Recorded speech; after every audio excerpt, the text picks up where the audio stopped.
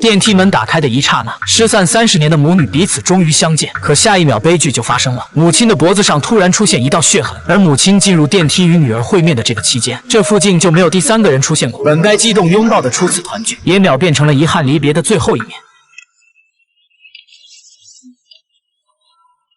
转眼间，警察就封锁了现场。但在警察询问他和死者的关系时，罗恩却果断说他不认识对方。不过，死者家族里的管家却一眼认出了他，还一个劲儿的邀请他去古宅看看。可现在的罗恩哪还有那个胆啊？刚出门他就遇到从非洲赶回来的老黑，随后老黑将他带到了安全的地方，并告诉罗恩，他母亲所在的梅菲尔家族世代镇压着项链中的恶魔，可为了权力，每代家族掌权的女人最终都会和恶魔签下契约。如今母亲死了，恶魔一定会来找罗恩，但眼下他们必须要先找到杀人的真凶。于是老黑在周围布下了结界就离开了。与此同时，梅菲尔家族的管家在警局领回了那条恶魔项链，他将项链赠给了自家的佣人。女佣不知死活，还以为是自己捡了个大便宜，哪曾想管家是在惩罚他。当初是他擅离职守放走了罗恩的母亲。女佣被骗进入地下室后，用头不停地撞击着墙壁，哪怕他已经失去了生命体征，依旧还在撞击。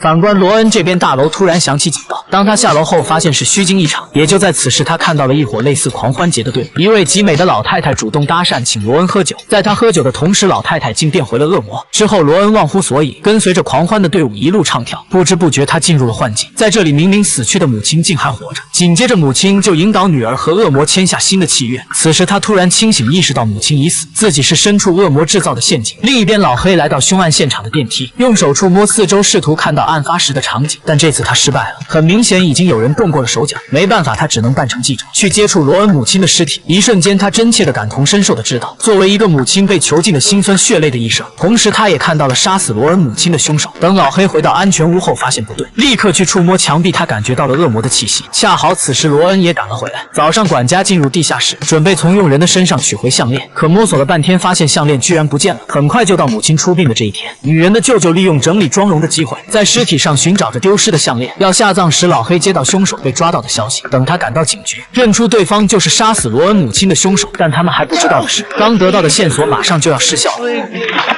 老黑将手放在凶手的身上，随后恶魔从凶手的身体里漂浮而出。这到底是在替契约的主人报仇，还是别有目的的杀人灭口呢？